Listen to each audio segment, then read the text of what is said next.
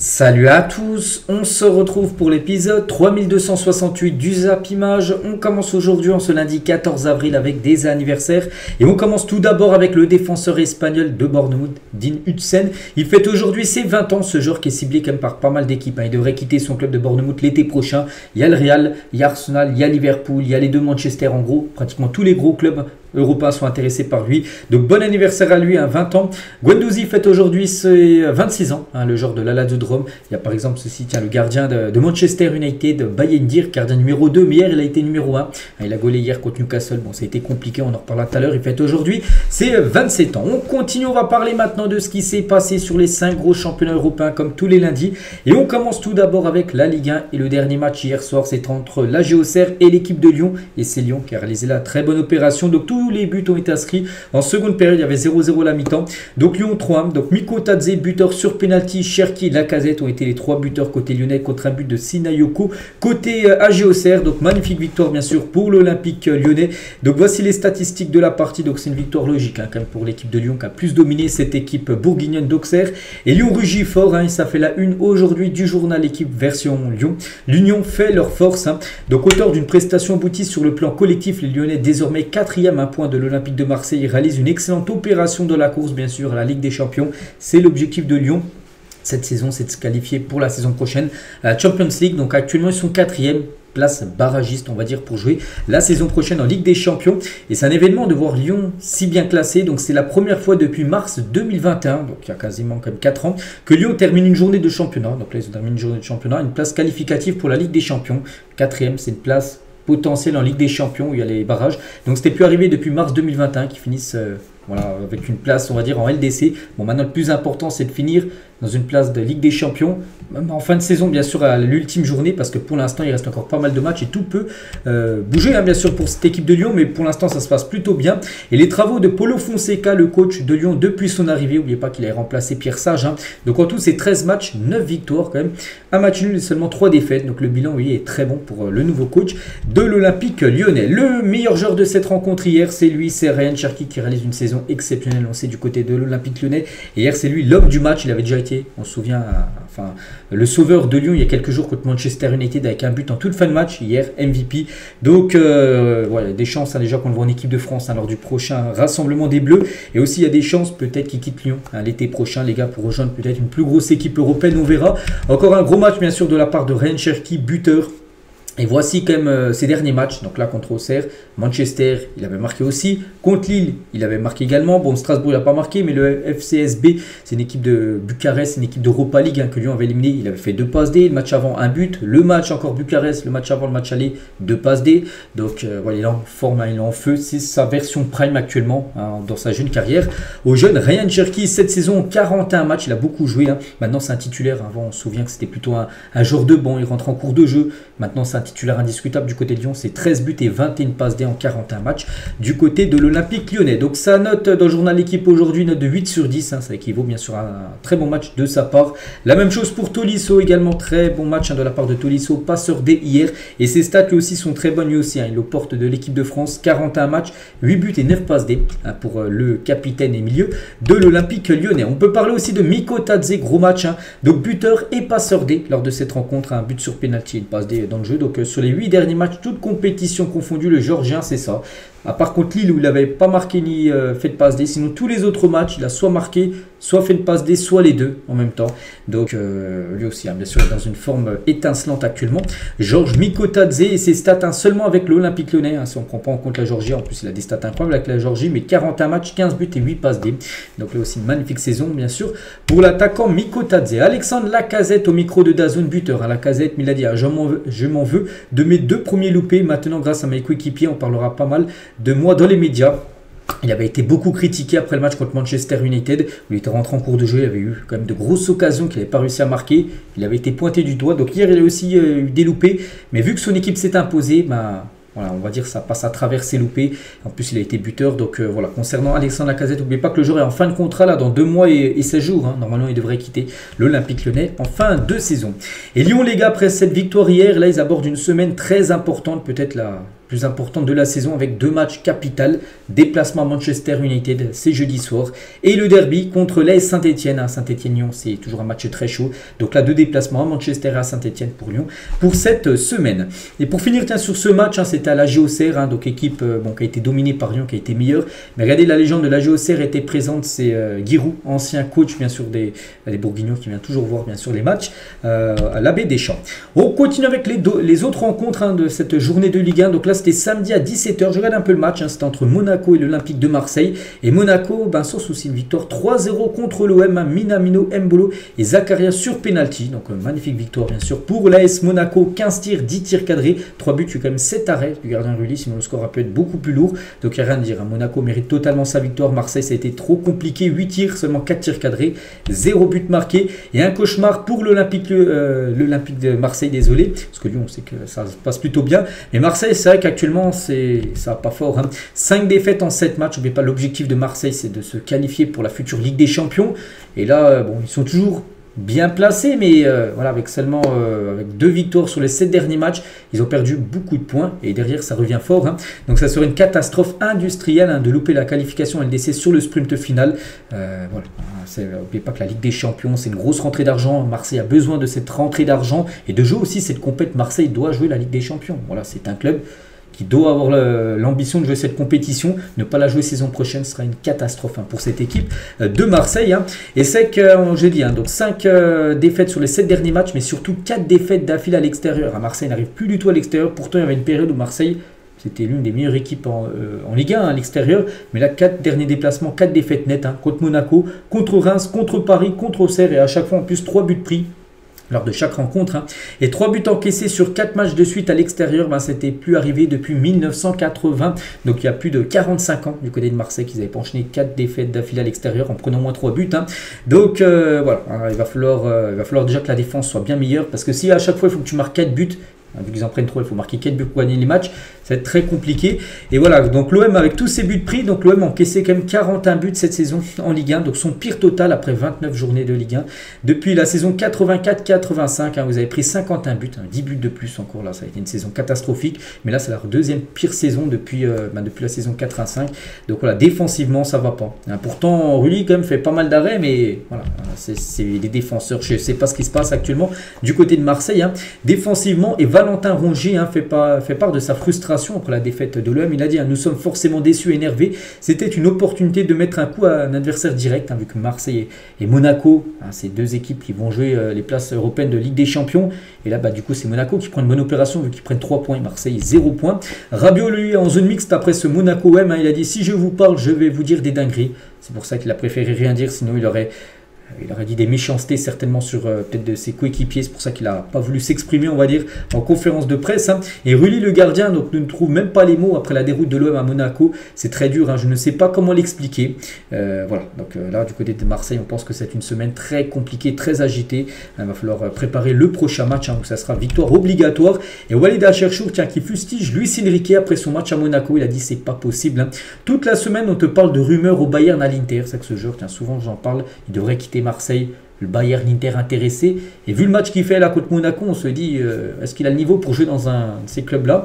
Donc si ce mec-là veut pas jouer la Ligue des Champions avec l'OM, faut le faire asseoir sur le banc. C'est pas possible d'avoir une individualité qui te pénalise autant. Et surtout aussi qu'il manque ça, les gars, regardez. Il est tout seul devant le but, le gardien est trompé. Il n'a pas marqué. Sur cette action, il la tire à côté. Donc voilà, ça c'est un gros problème bien sûr. Et ce joueur pourrait jouer à l'Inter au Bayern saison prochaine.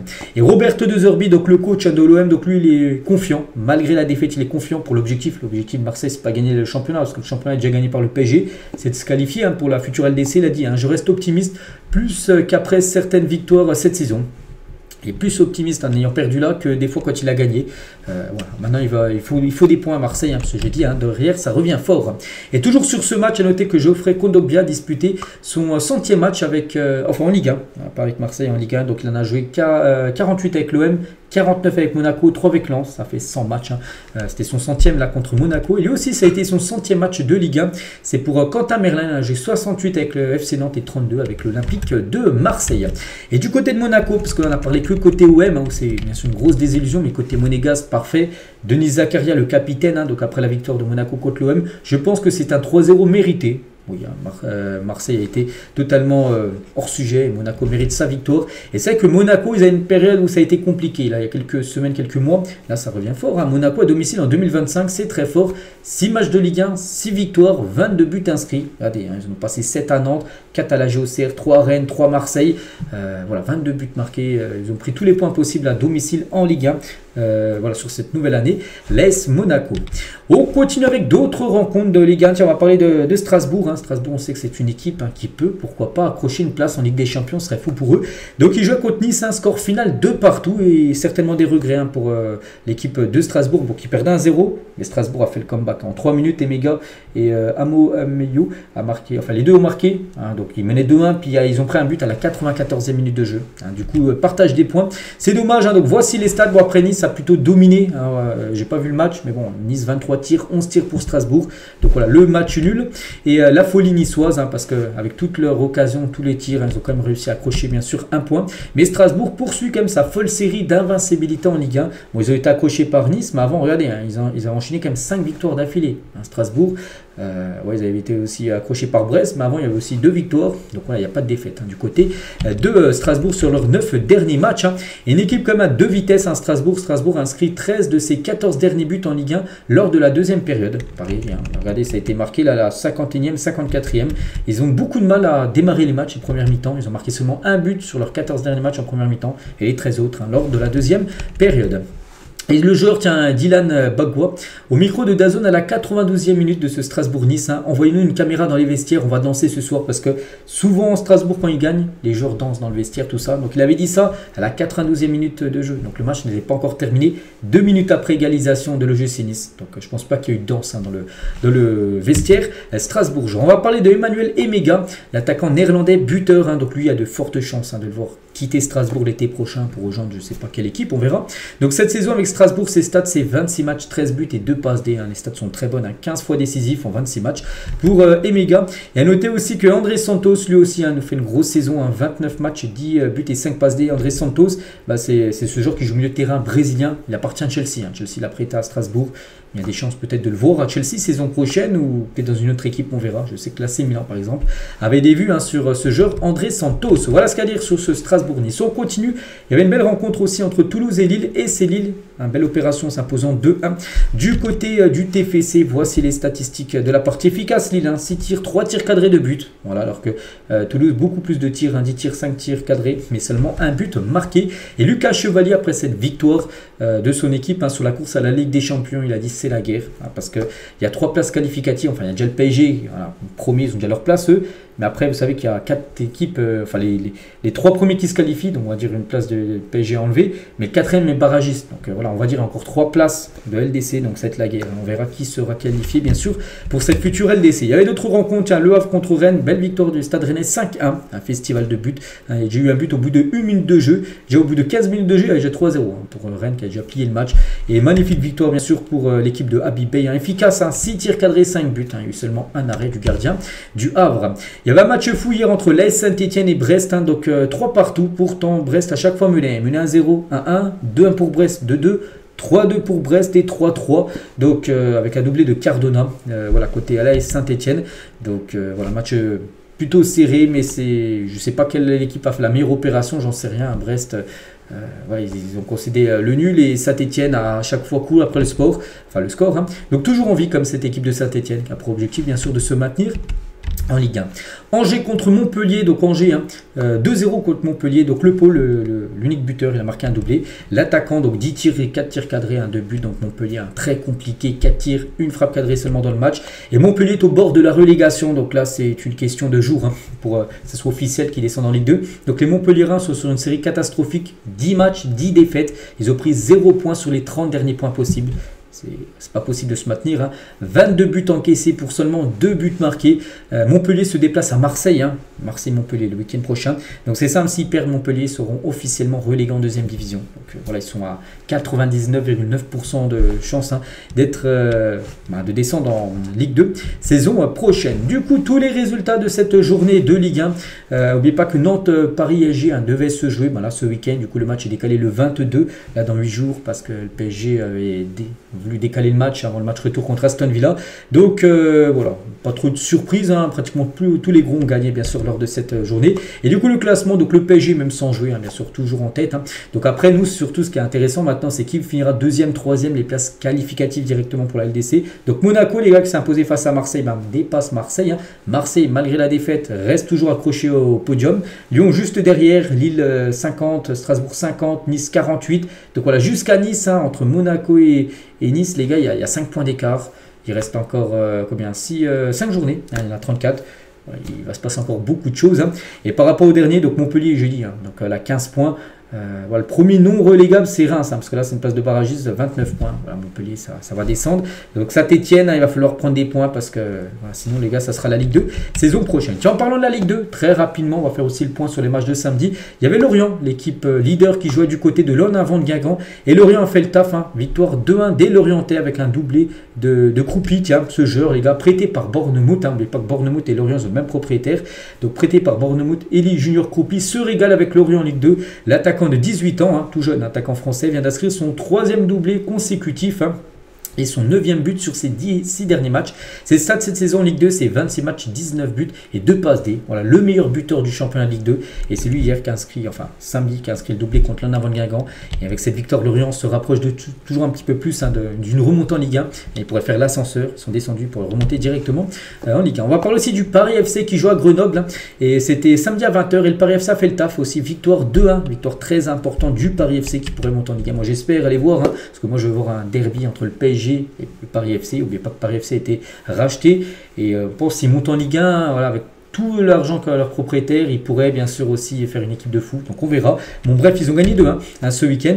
Mais Kolo Jedzak, hein, donc pète les plombs au micro hein, de Bein. Hein, je pense qu'on dérange. Les arbitres sont contre nous. Ils sont incompétents. Ils sont nuls. Il faut le dire. Donc bon, ça se peut que ce soit sanctionné. Hein. Après ses propos, il pourrait prendre quelques matchs de suspension. Mais il dit en gros que les arbitres sont contre le Paris FC. En gros que les arbitres ne veulent pas que le Paris FC monte en Ligue 1. C'est une équipe qui dérange hein, d'après Kolo Jedzak. Du coup, les deux résultats de samedi. Donc ce soir reste Bastia-Laval hein, pour clôturer cette 30e journée. Il ne reste plus que 4 journées du côté de la Ligue 2. Le classement, donc Lorient 64, le Paris FC 61 et le FC Metz 60 points. Et après, il y a 9 points d'écart entre le 3e et 4e.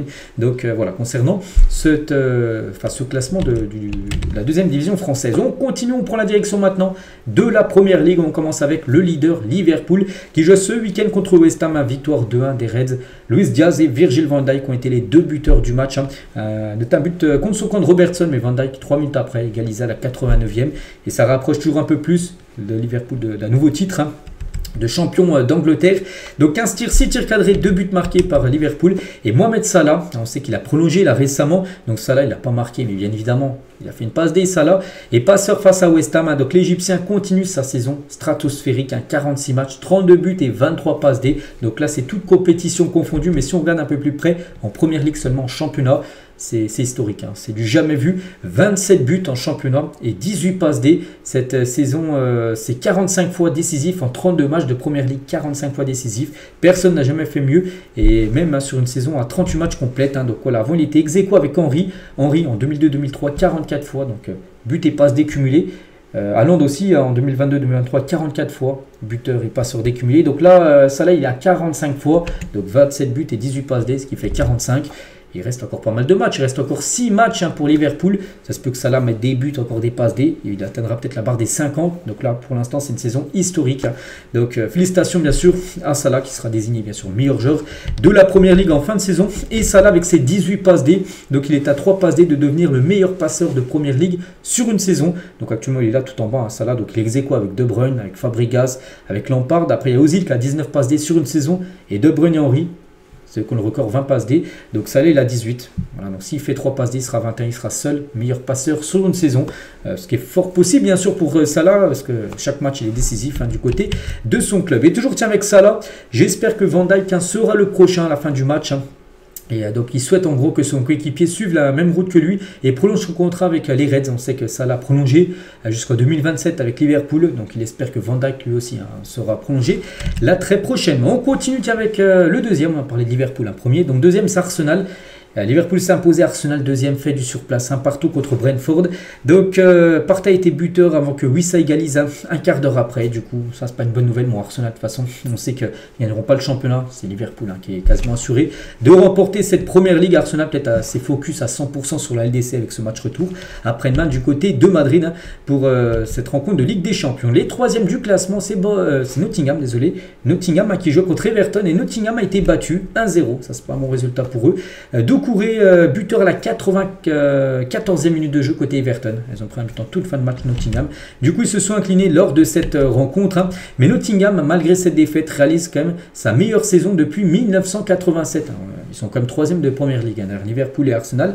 Les Reds atteignent leur plus haut total de points en Première Ligue depuis près de 40 ans. Un tournant pour un club historique qui revient dans la lumière. N'oubliez pas que cette équipe a remporté une Ligue des Champions, je crois, dans le passé. Donc voilà, depuis on les avait oubliés. Puis depuis là, 87, c'est une saison historique, on peut dire, pour eux. Les quatrièmes du championnat, derrière Nottingham, troisième, c'est Newcastle qui jouait hier. C'était contre Manchester United. J'ai regardé le match, puis voilà, Manchester n'a pas vu le jour. 4-1 pour Newcastle. Newcastle a surclassé une petite équipe, parce que Manchester c'est une petite équipe en Première Ligue, les gars ils n'arrivent pas. Donc 4-1 bien sûr pour les Magpies. Donc 13 tirs, 6 tirs cadrés, 4 buts. C'est dire il y a eu seulement 2 arrêts de Bayindir, tiens, qu'on parlait tout à l'heure, c'est son anniversaire aujourd'hui au gardien turc, le deuxième gardien, parce qu'Audrey Onana, par rapport au mauvais match qu'il a fait contre Lyon, Ruben Amorim a préféré le mettre sur le banc et du coup mettre Bayindir titulaire. Même le deuxième gardien de Manchester a vécu un match très compliqué. Bon bref, 4-1 pour Newcastle. Et l'humeur de Manchester, après que Newcastle ait obtenu son premier doublé en championnat. Donc c'est quoi le premier doublé? C'est victoire au match aller, victoire au match retour. Ils ont pris 6 points Newcastle sur 6 cette saison, lors du match aller, match retour. C'était plus arrivé depuis 1931. Depuis quasiment 100 ans, soit Manchester les accrochait au match aller, soit au match retour, ou soit les 2 matchs, ils gagnaient Manchester, donc là, ils ont perdu les 2 matchs. Cette saison contre Newcastle, c'était plus arrivé depuis quasiment 100 ans, et Manchester, les gars, c'est une saison catastrophique, 38 points après 32 matchs, c'est leur pire saison de leur histoire, 38 points en 32 matchs, pas de Manchester United, 10 victoires seulement en 32 matchs, pire total de leur histoire, et 38 buts marqués seulement en 32 matchs, c'est leur pire total de leur histoire. Voilà, donc c'est une saison catastrophique bien sûr pour Manchester United qui pourrait après potentiellement sauver leur saison s'ils venaient à remporter l'Europa League. On n'est pas là encore. Et Joelinton qui s'embrouille avec Manuel Ugarte qui lui demande de le retrouver après le match. C'était très chaud à la fin de la rencontre. Ugarte, Joelinton lui a dit viens on se retrouve parce que là ils peuvent pas se battre là. Ils voulaient se battre aller en dehors du stade pour régler leur compte entre les deux. Bon, je pense pas qu'il y ait eu de bagarre. On continue après Newcastle, quatrième, c'était Newcastle, ensuite c'est City, derrière eux. Donc City les gars, 5-2 contre Crystal Palace, c'était samedi en début d'après-midi, ils perdaient 2-0. Donc Eze, 8e, Richard, 21e, et 2-0 pour Crystal Palace et City, c'est plus possible. Après ça a été festival, ils ont marqué 5 buts, Manchester City, De Bruyne, Marmoush, Kovacic, Makati et Aurélie. Donc voilà, du coup 5-2 pour Manchester City, 21 tirs, 9 tirs cadrés, ils ont fait peur en début de match, mais après ils ont déroulé. Et Guardiola, suite au comeback de City, on aurait pu en mettre 8 ou 9 facilement. Voilà, bon, c'est ce qu'il a pu dire. Bon, ils ont déjà mis 5 et c'est une victoire, c'est bien ça le plus important pour City. L'objectif cette saison, bon, c'est pas le championnat. Il restait sur 4 premières ligues remportées. N'oubliez pas City, mais cette saison, c'est d'accrocher une place en Ligue des Champions, bien sûr. Pour cette équipe, on va parler de De Bruyne. On sait qu'il quittera le club en fin de saison, c'est officiel. Il a annoncé son départ, là, il y a quelques jours. Donc, il a été élu homme du match, Kevin De Bruyne, qui a été capitaine, titulaire indirectement. Et gros match, un coup franc direct, c'est lui qui met le but du 2-1, le but de l'espoir. Une passe D, donc des caviars à volonté. City mène 3-2. Bon, après, ils en ont remis encore 2 autres de buts. Donc De Bruyne, les gars, énorme performance de sa part avec ce magnifique coup franc. Poteau rentrant. Et je veux continuer à jouer, on verra où je finis. Il a dit à la fin du match. Donc De Bruyne souhaite encore jouer à un bon niveau après City. Je me sens libre, je suis capable de faire beaucoup d'entraînement. Je sens que je peux faire du bon travail sans blessure. Voilà, donc il n'y aura pas de retraite là pour De Bruyne en fin de saison, ça va être encore un nouveau club, mais c'est sûr qu'il quittera l'équipe de Manchester. On va parler de Omar Marmoush, un buteur. Donc cette saison c'est 12 matchs, enfin avec City, depuis qu'il arrive en janvier, c'est 12 matchs, 7 buts, une passe, pas mal, 8 fois décisif en 12 matchs pour le joueur égyptien, l'ancien joueur de Francfort. Kovacic également buteur, tiens en pelle cette saison, il a désormais marqué 5 buts en 26 matchs, pas mal pour le milieu croate. Et on était à noter que Aurélie, donc ce joueur là, qui est buteur, ce joueur irlandais, ouvre son compteur de buts, c'est son premier but professionnel, c'est lui qui a marqué le 5e et dernier but pour Manchester City. Et à noter les gars, on va parler d'Ederson, passeur d'Ederson, c'est le gardien. Il vient quand même de délivrer sa 4e passe D de la saison. Depuis août, 4 passes D, on parle d'un gardien de but. Voilà. Hein, regardez, si on compare avec Odegaard, les gars, cette saison, Odegaard, c'est 4 passes D. Odegaard joue milieu offensif. Ederson, il a le même nombre de passes D qu'Odegaard, hein, 4. Bon, après, il n'a pas marqué Ederson. Après, voilà, Odegaard a marqué seulement 2 buts de plus hein, qu'Ederson. Mais voilà, c'est quand même fou ce qu'est en train de réaliser Ederson. Et Ederson, cette saison, on appelle ses 4 passes D, soit plus ou autant que Haaland, hein, Odegaard, Sancho, Bernardo Silva, qui a 4 ou moins de passes D. Mitoma, Gakpo, McAllister, Nkunku, tous ces joueurs. Et ben Ederson a autant, voire plus de passes D que ces joueurs-là, alors qu'il est gardien de but, hein, je le répète, exceptionnel comme Ederson. Hein. Ederson au pied, c'est légendaire, donc il a été le seul gardien de l'histoire à avoir délivré 6 passes D en PL avant le match, hein, donc il en a fait une nouvelle là ce week-end contre Crystal Palace. Du coup, il est à 7 passes D hein, pour un gardien, c'est bien sûr. Hein. Un record du côté de la Première Ligue. On continue avec d'autres résultats. Tu as Chelsea contre Ipswich, hein, donc très mauvais résultat pour Chelsea, de partout. Hein, on parle de Ipswich, une équipe qui va certainement descendre en deuxième division. Et ben Chelsea n'a pas réussi. Bon, heureusement Chelsea n'a pas perdu, parce qu'il perdait 2-0. Ils ont quand même réussi à accrocher quand même le nul, mais voilà, Chelsea doit s'imposer contre Ipswich. 4 tirs cadrés, Ipswich 2 buts. Hein, Chelsea 34 tirs, les gars, 34 tirs dans le match. Hein. Ils ont marqué seulement 2 buts. Ils n'ont pas réussi à battre hein, cette équipe. Vous avez perdu 2-0 à l'aller. Hein. Chelsea a pris 1 point sur 6 possibles contre Ipswich. Une équipe qui va descendre. Voilà, des points perdus bêtement quand même par cette équipe. Voilà, qui doit normalement s'imposer contre cette équipe de Ipswich. Aston Villa, tiens, futur adversaire du PSG après-demain. Et je connais Southampton les derniers. Hein. Officiellement, Southampton est relégué, hein, c'est sûr. Donc 3-0 pour Aston Villa. Ils ont déroulé. Hein. Watkins, Malen et McGinn, hein, c'était... En plus, 3 buts inscrits à partir de la 73e minute. Hein, 3 buts inscrits en fin de match. Donc, allez, 25 tirs, 10 tirs cadrés pour Aston Villa. Hein, ça a été un match à sens unique. Bon, ça sera plus compliqué pour eux contre Paris après-demain. Mais voilà, en tout cas, ils ont fait le taf contre les derniers. Et à noter que Marco Asensio, dans le match, il a eu 2 pénaltys. Hein, il a loupé les 2. Il a tiré un pénalty loupé. Et quelques minutes après, il a eu un autre pénalty. Hein, il a voulu le tirer pour se racheter de son pénalty loupé. Et de nouveau, il a loupé son pénalty, Marco Asensio. Donc, voilà, concernant le joueur du PSG, parce qu'il appartient à Paris, prêté à Aston Villa. Wolverhampton contre Tottenham, 4-2 pour Wolverhampton. Donc Tottenham, hein, c'est une équipe toujours en grande difficulté. Donc Wolverhampton, c'est 5 tirs cadrés, c'est 4 buts marqués, seulement un arrêt du gardien de Tottenham. Hein. Voilà, donc Tottenham, de toute façon, on sait que c'est une équipe trop irrégulière. Donc Cunha, les gars, buteur, hein, Matheus Cunha, il a marqué le 4e et dernier but de son équipe. Donc c'est son 14e but comme en Première Ligue cette saison. Un joueur qui devrait partir, il a fait une annonce là, il y a quelques jours, il a dit maintenant que l'objectif du maintien est acquis, hein, Wolverhampton est quasiment, enfin ils sont maintenus. Hein, donc maintenant j'aimerais aller dans une équipe qui vise des titres. Hein. Voilà, on pense qu'il partira. Et ben, en tout cas, il nous fait une belle saison, bien sûr, Cunha, c'est pour ça qu'il pourrait viser un top club européen. A noter que l'Algérien Raïn Et-Nouri est impliqué sur 10 buts cette saison avec Wolverhampton, hein, donc 5 buts et 5 passes D en 35 matchs, hein, pas mal, il joue comme latéral. Ce joueur qui a été buteur, regardez, Et-Nouri, ça a été lui qui a été le premier buteur du match au bout de 2 minutes de jeu. Mathys Tel qui a lui aussi buteur côté Tottenham malgré la défaite. Il a marqué le joueur du Bayern, a prêté à Tottenham. C'est son 2e but en Première Ligue, mais voilà, il n'a pas, enfin, son équipe a quand même perdu le match et c'est compliqué quand même pour Tottenham. On parle Manchester United, mais Tottenham, les gars, c'est pas mieux. Hein. Donc les Spurs sont 15e de Première Ligue avec 49 buts encaissés, 49 buts pris en 32 matchs. Le 17e n'est plus qu'à 2 points. Voilà, c'est une saison aussi catastrophique pour cette équipe. Hein. Tu vas être viré demain matin, donc le chant des supporters de Wolverhampton, pour Ange Postecoglou, donc le coach de Tottenham. Donc il chantait ça, les supporters de Wolverhampton. En gros, tu vas être viré demain matin. Bon, pour l'instant, il n'est pas viré.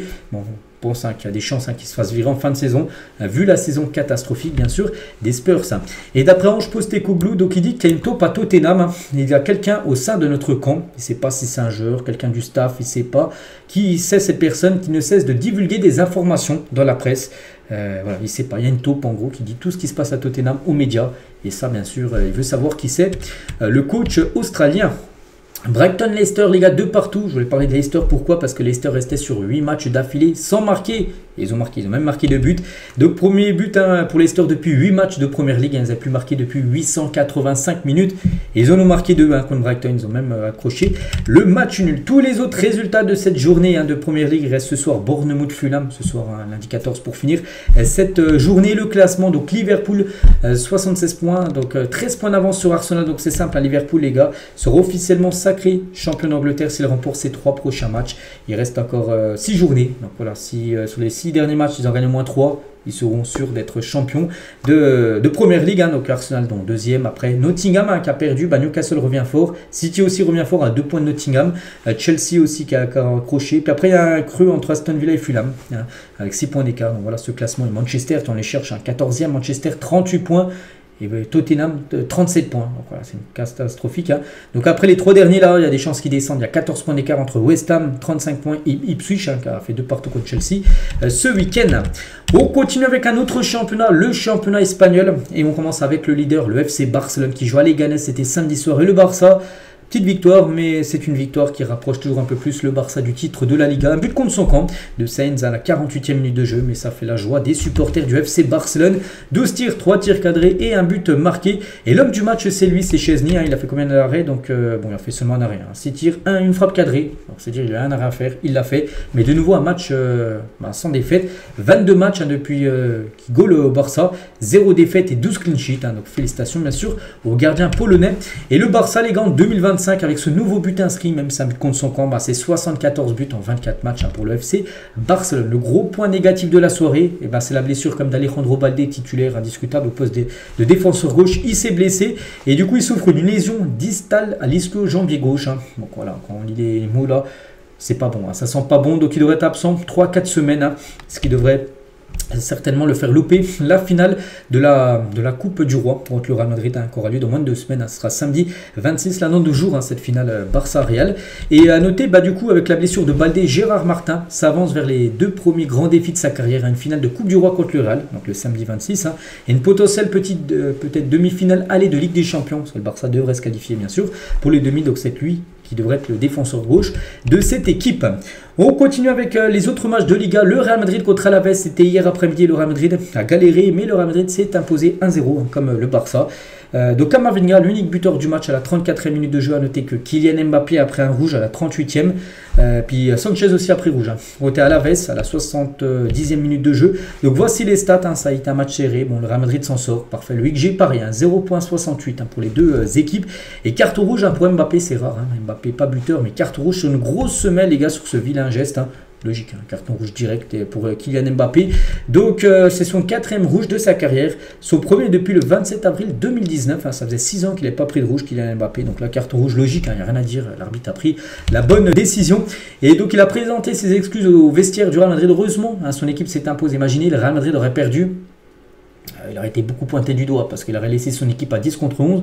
Heureusement, ils ont réussi à conserver bien sûr cette avance. Hein. Donc Mbappé s'est aussi excusé personnellement auprès d'Antonio Blanco pour sa vilaine faute. Hein, c'est sur le jeu en gros qu'il a fait la faute. Donc il est parti lui présenter ses excuses à la fin de la rencontre. Hein. Donc Mbappé avec ce carton rouge direct. Donc normalement un carton rouge direct comme ça une semaine. Hein, les gars, c'est du 2 voire 3 matchs. Hein. Rouge direct, il n'y a pas eu de double jaune. Donc il pourrait rater la finale de la Coupe du Roi. Donc si son carton rouge le suspend 3 matchs ou plus, hein, alors le Français sera aussi suspendu en Coupe nationale parce que les rouges en championnat, ça compte également pour la Coupe. Donc la Coupe nationale, il y a la finale, hein, jeudi, là, dans moins de 2 semaines. Et du coup, les gars, ils devraient seulement être suspendus un match. Hein. Donc ça, bien sûr, ça fait scandale. Hein. Du côté du FC Barcelone, j'ai vu beaucoup de supporters du Barça se dire comment une faute comme ça, les gars, de Mbappé, c'est une suspension d'un match. Hein. Peut-être la Liga a fait exprès. Ils veulent voir Kylian Mbappé jouer contre le Barça. Hein. Ça a plus de gueule, bien sûr, plus un Barça Real. Ils veulent que Mbappé, hein, la Liga, soit présent, bien sûr, avec le Real Madrid pour cette finale. Et du coup, c'est pour ça qu'il va être suspendu seulement un match. Et du coup, il sera disponible normalement pour la finale de la Coupe du Roi. Mbappé, mais voilà, peut-être ça aurait été un autre job. Peut-être il aurait pris plus de matchs parce que une semaine comme ça, normalement, ça mérite 2 voire 3 matchs de suspension. Bon, c'est pas encore officiel, mais ça va être un match. Hein. Donc, on peut dire plutôt une bonne nouvelle hein, pour Mbappé qui évite le pire. Un autre rouge dans le match, hein, pratiquement la même semaine, les gars. C'est Manu Sanchez, hein, après Mbappé. C'est Sanchez qui fait aussi une très vilaine faute. Hein, donc là aussi, un carton rouge direct. Donc lui, on ne sait pas combien de matchs sera suspendu. Donc je pense que si Mbappé a été suspendu un match, lui aussi, ils vont lui mettre un match. Hein, parce que si lui est suspendu 3 matchs et Mbappé un match, alors c'est la même faute. Là, bien sûr, ça passerait. Pas du tout. Donc, la semaine assure Vini Junior. Donc, là aussi, hein, c'est un rouge, bien sûr, direct. Et du côté de Leganés, c'est un peu chambreur, les supporters. Regardez, ils ont amené quel maillot? Le maillot d'Arsenal, les supporters de Leganés. Pourquoi Arsenal? Parce que Arsenal a posé un 3-0 au Real Madrid il y a quelques jours. Et Arsenal se déplace à Madrid hein, pour le match retour de Ligue des Champions après-demain. Les autres résultats du côté de la Liga. Donc ce soir, l'Atlético Madrid contre Valladolid hein, pour finir bien sûr cette journée. Donc sinon, Bilbao s'est imposé 3-1 contre le Rayo. Le Betis Séville s'est incliné 2-1 contre Villarreal. Osasuna s'est imposé hier 2-1 contre Gérone. Et à noter que Séville qui s'est incliné 1-0 contre Valence, hein, c'était vendredi soir. Et ben le coach est fini. Hein. Xavier Garcia Pimenta, il est licencié par Séville. Hein. Le club espagnol occupe la 13e place de la Liga. et totalise déjà 13 défaites au bout de 31 matchs. Voilà, pour Séville, c'est la défaite de trop du coup. Il est viré, donc voilà, Séville, ils ont même perdu une place, ils sont maintenant même 14e de ce championnat. Donc voilà, concernant ce classement, toujours le Barça, 4 points d'avance sur le Real Madrid. On a la 31e journée, n'oubliez pas que dans pas longtemps, le 11 mai, là, dans un peu moins d'un mois, une date du Classico. Et on connaît date horaire, les gars, ça se jouera le dimanche, voilà, ce Barça-Real Madrid, match retour. Il y a eu 4-0 match aller, donc ça sera Barcelone, ça sera un dimanche en plein après-midi, 16h15. Pas dommage, un match comme ça doit se jouer le soir. Là, ça se joue à 21h, certainement un samedi soir, donc ça se jouera le dimanche 11 mai à 16h15. Donc là, c'est un deuxième Classico, il y en aura un là, prévu le 12, dans 12 jours, le 26 avril prochain, la finale de la Coupe du Roi. On continue avec cette fois-ci la Serie A, l'Inter. Équipe actuellement leader, joue contre Cagliari, sans souci l'Inter. 3-1, donc Arnautovic, Lautaro Martinez et Bissek ont été les 3 buteurs côté Inter Milan. Donc voilà, 4 tirs cadrés, 3 buts. Ouais, ultra efficace. L'équipe de l'Inter est Martinez, jeudi, un buteur à la 26e. Il vient de marquer comme son 20e but de la saison en championnat. L'attaquant argentin. La Juve également, ça passe, 2-1 contre Lecce. Koopmeiners et Yildiz ont été les 2 buteurs côté Juventus Turin. Et la Juve, ça va beaucoup mieux depuis que ce coach, Igor Tudor est le coach. Donc début réussi pour Igor Tudor sur le banc de la Juve, invaincu en 3 matchs, Lecce, AS Roma, Genoa. Donc pour la première fois depuis février que la vieille dame enchaîne 3 matchs sans défaite. Voilà, avec Thiago Motta, il y a pas mal de défaites. Donc là, 3 derniers matchs, aucune défaite pour la Juventus. Et à noter que depuis l'arrivée d'Igor Tudor, Randal Colomoni n'est plus titulaire. Avant, il était titulaire avec Thiago Motta. Maintenant, il est tout le temps sur le banc. La direction a demandé à l'entraîneur croate de titulariser Vlahovic et de le faire jouer afin de valoriser et de faire augmenter sa valeur marchande, parce que Vlahovic devrait partir l'été prochain. Et c'est pour ça que la Juve veut le faire jouer. Comme ça, sa valeur pourrait augmenter, bien sûr, parce que s'ils ne le font jamais jouer, sa valeur va baisser et du coup, un club va proposer moins d'argent. Pour Randal Colomoni, le fait de ne pas jouer fera baisser sa valeur, ce qui facilitera la Juventus lors du mercato estival afin de pouvoir l'acheter. Voilà en gros le projet. Voilà en gros pourquoi Colomoni maintenant sur le banc et Vlahovic joue plus. La Lazio contre l'AS Roma partout. Donc Romagnoli buteur côté Lazio avant que Soule égalise 2 minutes après à la 49e à côté. AS Roma, voici les stats de cette partie. Et l'Atalanta, tiens, ça est imposé 2-0 contre Bologne. L'Atalanta faible, 4 tirs, 2 tirs cadrés, 2 buts. Moins efficace, mais voilà, Bologne a 12 tirs mais n'ont pas réussi à marquer le moindre but. Les autres résultats de cette journée, la Fiorentina 0-0 contre Parme, Como s'est imposé 1-0 contre Torino. Notez que Naples, qui est deuxième actuellement, jouera ce soir contre l'équipe de Empoli. Et tiens, Naples doit absolument s'imposer avec la victoire de l'Inter. Il y a 6 points d'écart, donc Naples, ils doivent gagner ce soir s'ils veulent rester au contact de l'Inter. Sinon, l'Inter, les gars, va s'envoler pour remporter bien sûr la Serie A. Donc voilà, concernant bien sûr ce championnat, il y a une petite info concernant la Série B, la deuxième division italienne. On apprend une équipe qui monte en Serie A, c'est officiel. C'est Sassuolo qui était la saison dernière en Serie A, ils sont descendus, donc là ils sont en Série B. Ils sont premiers, ils ont totalement dominé la Série B. Et sont premiers en Série A, c'est officiel. Ils remontent, en gros, ils font l'ascenseur. Un peu peut-être comme Lorient en France. Donc les hommes de Fabio Grosso, un ancien coach de Lyon, ont dominé la Série B cette saison. Donc on les reverra jouer contre Naples, Inter, Milan AC la saison prochaine. On continue avec un autre championnat, le championnat allemand. Il y avait le Klassiker, c'était samedi. Le Bayern Munich contre Dortmund, 2 partout. Doguero, Serge Gnabry, buteur côté Bayern et Bayer et Anton côté Dortmund. Il y a 2 équipes qui ont perdu la semaine dernière en Ligue des Champions. 2 équipes qui vont jouer, une contre l'Inter, l'autre contre le Barça. Donc elles ont fait nul, les deux ce week-end. Donc le Bayern a plutôt dominé à 28 tirs, 11 tirs cadrés. Il y a eu quand même 9 arrêts quand même du gardien de Dortmund qui a réalisé bien sûr un match exceptionnel. Dortmund menait à 0, ensuite le Bayern menait 2-1, puis score final il y a eu 2 partout. Le Bayer Leverkusen, malgré le nul, ils auraient pu profiter de ce nul du Bayern Munich pour grappiller 2 points sur le Bayern, mais ils n'ont pas fait mieux, 0-0 contre Union Berlin. Donc Leverkusen dit quasiment adieu bien sûr au titre de Bundesliga. Francfort tient 3-0 contre Edenheim et un grand Hugo Ekitike, buteur et passeur D, décisif sur 2 des 3 buts de son équipe. Et son bilan cette saison, c'est 42 matchs à 21 buts et 9 passes D pour l'ancien attaquant du PSG. Les autres résultats du week-end, par exemple, je sais pas, tiens, pour apprendre qu'Augsbourg s'est imposé 2-1 contre Bochum, ou Gladbach s'est incliné 2-1 contre Fribourg. Et le classement, donc le Bayern Munich, toujours 6 points d'écart. C'est pour ça que les Leverkusen ont l'opportunité de grappiller 2 points. Ils n'ont pas fait. Il reste plus que 5 journées donc pour le Bayern. Ça sent quand même très bon. Ce championnat qui va certainement être remporté en fin de saison. Donc Dortmund avec ce match nul, toujours 8e au classement. On continue très rapidement avec d'autres championnats mineurs. Là, on a parlé de 5 gros championnats majeurs. Donc tiens, par exemple, le championnat de MLS et l'Inter Miami jouait la nuit dernière, là, de dimanche à lundi, contre Chicago, 0-0. Voilà, donc Miami tenu en échec pour la première fois cette saison à MLS après un match nul 0-0. Pourtant, Messi, Suarez ont joué, n'ont pas réussi à marquer. Partage des points.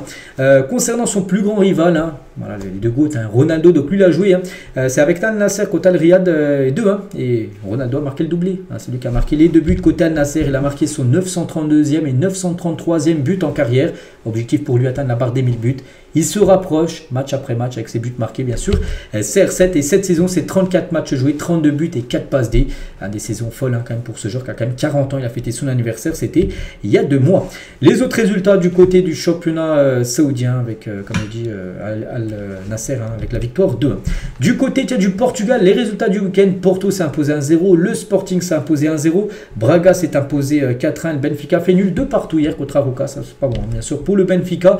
Donc le classement, bah, c'est pareil, hein, Sporting 69 points, le Benfica 69 points, après Sporting décroché bien sûr, Sporting Braga, attention, Sporting Braga et Sporting Lisbonne, donc 9 points d'écart, donc ça va se jouer entre le Sporting Lisbonne et le Benfica Lisbonne, bien sûr ce titre, un Porto totalement décroché, ils ont 10 points de retard sur les 2 premiers. Du côté du championnat turc, hein, donc les grosses équipes, donc le Beşiktaş par exemple, ils ont perdu 2-0 contre Istanbul, hein, le Galatasaray ont gagné 2-0 et le Fenerbahçe s'est imposé 3-1, donc toujours ce classement dominé par le Fener et le Gala, hein, ils ont 71 points, à noter que le Galatasaray a un match en retard.